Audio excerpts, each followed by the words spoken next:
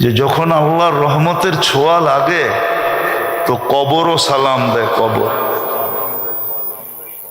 Jalaluddin Suyuti রহমতুল্লাহ আলাইহি লেখছেন, লাশ যখন কবরের পাশে নিয়ে যায় তো কবর বলে ইদান উহাব্বিলু লাকা বাতনি খাবরা, আমি আমার পেটটা তোমার জন্য সবুজ শ্যামল বানায় দেব। ওয়া ইউহাব্বিল জিসমা কানুরা, তোমার শরীরটা নুরানি হয়ে যাবে।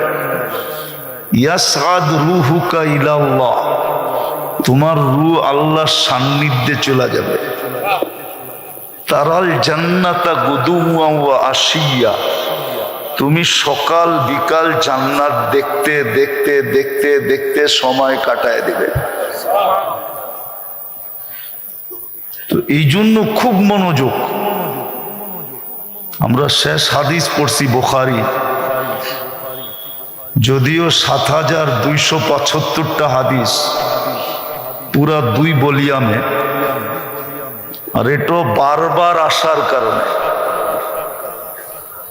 এমনি বুখারী শরীফের ৪,০০০-এর কাছাকাছি হাদিস আছে,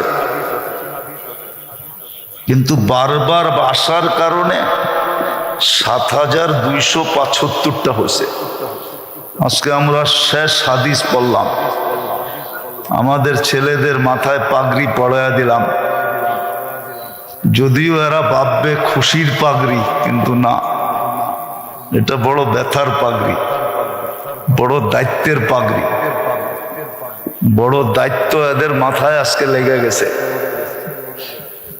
এত বড় দায়িত্ব যেটা ভাষায় বইলা বোঝানো যাবে না। আমরা দায়িত্বের পাগড়ি এদের মাথায় পড়াইয়া দিছি, এমন হাফেজদের মাথায়ও পড়াইয়া দিছি।